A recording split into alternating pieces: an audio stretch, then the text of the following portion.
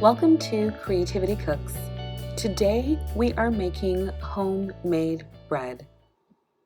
To make this recipe, you will need the following ingredients: 2 cups of flour, 3 tablespoons of sugar, half a teaspoon of salt, half a teaspoon of instant dry yeast, half a cup of warm water, 1.5 tablespoons of vegetable oil, and about 1 tablespoon of butter.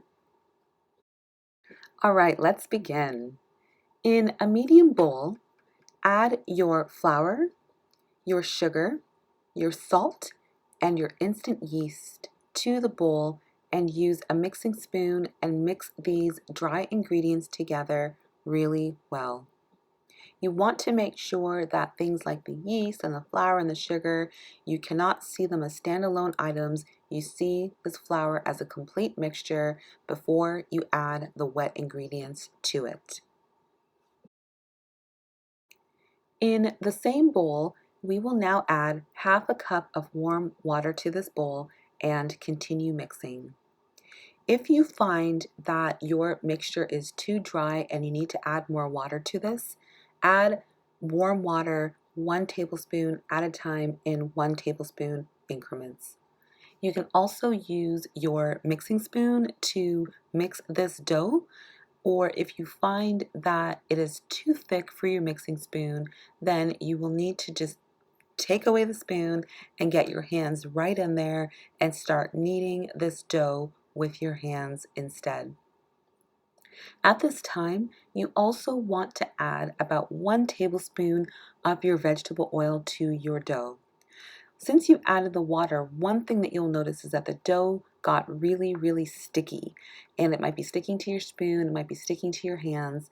The vegetable oil will help to break that up and helps to make it not so sticky for you. But again, if this dough starts getting a little bit too thick for your hands to use your mixing spoon to mix, you can put your mixing spoon aside and use your hands to knead this dough for about 5 minutes. Once the dough is all mixed, we need to cover the bowl that it's in with either a plastic wrap or a damp cloth, and we need to leave it in a warm place to rise for about 1 hour.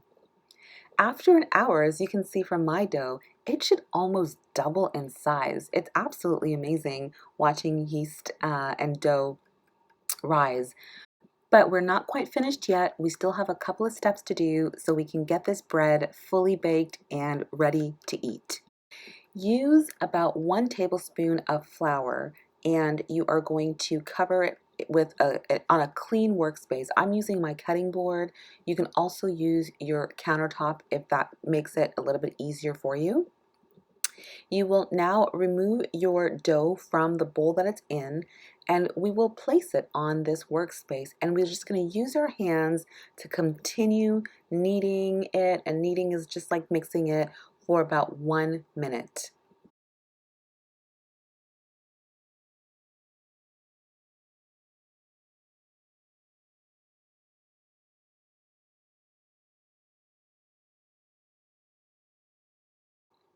After your dough is just nice and ready, we will grab a paper towel and a little bit of the butter that you received in your meal kit. You will need to use this butter to baste your bread pan. You want to get right in there in the corners. I'm trying to get my camera in there so you can see what I'm doing, but I'm just basically using my paper towel to get it right into the corner and make sure that all the sides are nice and basted with butter so that when your bread is being baked, it will not stick to your pan.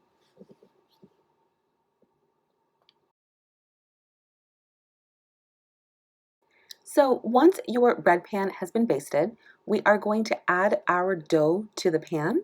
You want to kind of stretch it out just to make sure that it's filling up this pan in all sides and corners. You don't want to be too aggressive with it. I'm just gently just pulling the sides out a little bit.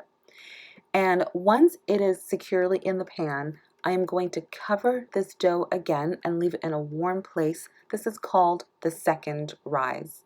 I'm going to cover it and I'm going to put it in a warm place to rise for about 30 minutes. At the same time, I'm going to preheat my oven to 350 degrees Fahrenheit.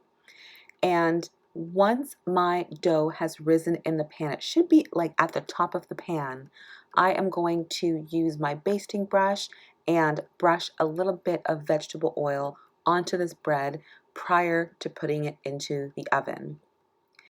This bread should take about 35 minutes to bake, but everyone's oven is different, so please watch it while it's baking.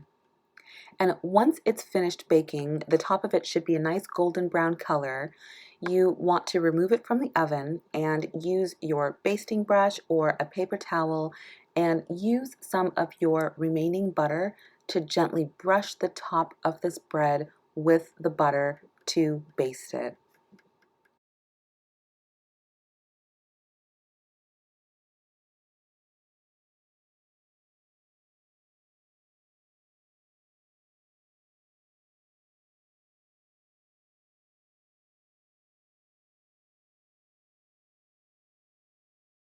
I would say to allow this bread to cool down, but I love warm, fresh baked bread. So if you've already made your berry jam, you can go ahead and enjoy this homemade bread with your jam. And by the way, guys, if you've noticed that we have been writing this recipe as berry, Berri, that is a really special clue to something that will be announced very, very soon. So just remember, you are participating in Creativity Cooks, and you are the first ones to hear of this awesome announcement that we will have coming shortly that contains the word berry. Thank you so, so much for cooking with us. We hope you enjoyed this recipe, and we will see you guys next week. Thank you.